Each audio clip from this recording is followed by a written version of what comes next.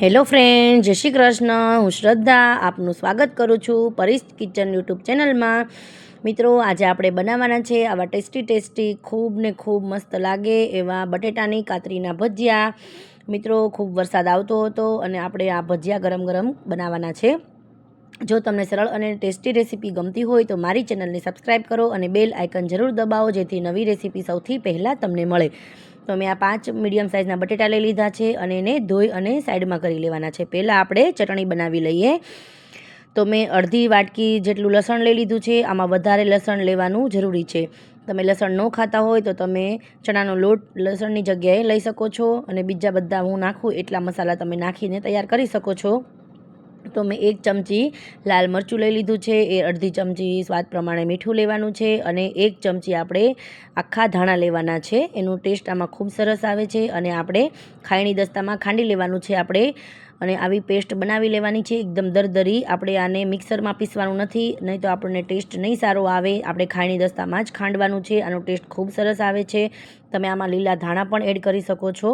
બહુ સરસ આનો ટેસ્ટ આવે છે. મિત્રો, હવે આપણે જે બટેટાને ધોયા છે એ આપણે એને છાલ ઉતારી નાખવાની છે. આપણી ચટણી તૈયાર થઈ ગઈ છે. હવે આપણે બટેટાની છાલ ઉતારી નાખવાની છે.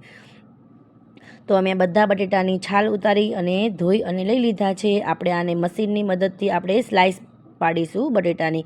તમે આને એમનામ ચપ્પુની મદદથી પણ સ્લાઇસ પાડી શકો છો, પણ મેં આ મશીનના મદદથી એક સરખી સ્લાઇસ પડે પતલી પતલી એવી રીતે પાડી લીધી છે. અને હવે પાણીમાં આપણે નાખી દેવાની છે, કેમ કે બટેટામાં સ્ટાર્ચ હોય છે એટલે આપણે પાણીમાં નાખશું તો બધો સ્ટાર્ચ છે એ નીકળી જશે. એ કાઢવો જ ખૂબ જરૂરી છે. હવે આને પાણીમાં થોડી વાર રહેવા દેશું અને આપણે લોટ ચાળી અને એનું બેટર બનાવી લેશું. ચણાનો લોટ લીધો છે મેં, ગાયછાપ બેસનનો લોટ લઈ લીધો છે 2 વાટકી જેટલો.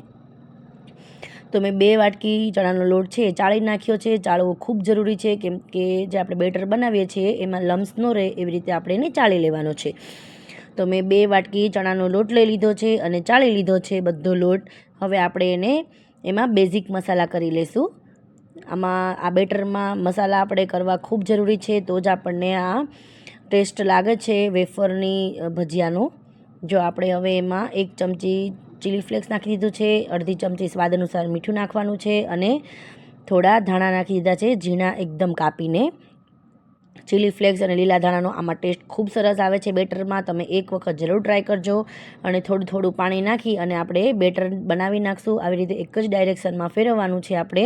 પછી આપણું બેટર બની ગયું છે અને આપણે એમાં ખાવાનો સોડા નાખી દેવાનો છે 2 થી 3 ચપટી જેટલો. એકદમ મસ્ત ફૂલીને પોચા રૂ જેવા આપણા ભજીયા તૈયાર થશે.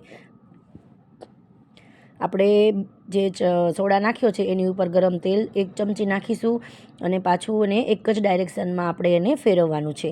જો આપણું બેટર એકદમ રેડી થઈ ગયું છે, હવે આપણે બટેટાની પતરી છે તે એક લઈ લેવાની છે અને એક ડીશમાં એને આવી રીતે ગોઠવી અને ઉપર આપણે ચટણીને નાખી અને બીજી બટેટાની પતરી છે એને ઢાંકી અને તૈયાર કરી દઈશું.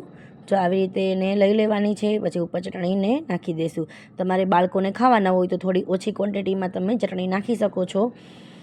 મિત્રો, આવી રીતે એકવાર ભજીયા બનાવીને તૈયાર કરજો. બહુ સરસ અને ટેસ્ટી એવા લાગે છે. જો આજની રેસીપી તમને ગમી હોય તો એકદમ મસ્ત પ્યારું કોમેન્ટ કરી દેજો અને કોમેન્ટમાં જણાવજો કે તમને મારી રેસીપી કેવી લાગી અને તમે ક્યાંથી જોઈ રહ્યા છો. તો વિડીયોને લાઇક કરો, શેર કરો અને હજુ સુધી ચેનલને સબસ્ક્રાઈબ ન કરી હોય તો હમણાં જ સબસ્ક્રાઈબ કરી લો. તો તમારા એક સબસ્ક્રાઈબરથી મને આવી જ નવી રેસીપી લાવવાની પ્રેરણા મળે છે.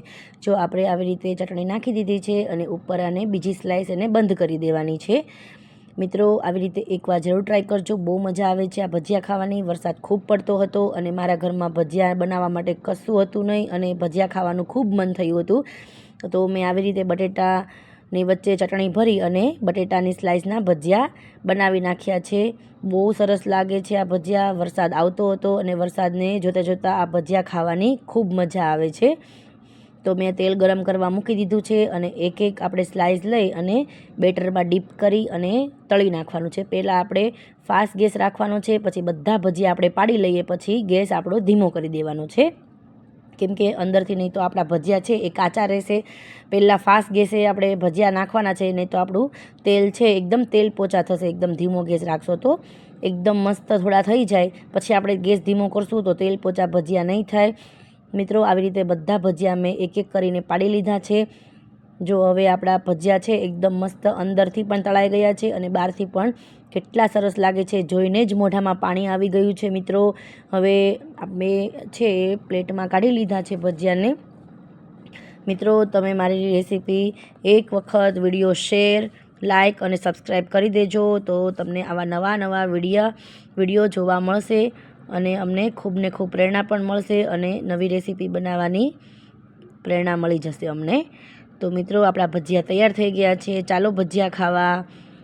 જો કેટલા સરસ લાગે છે ભજીયા. Bye bye. ફરી મળીશું નવી રેસીપી સાથે.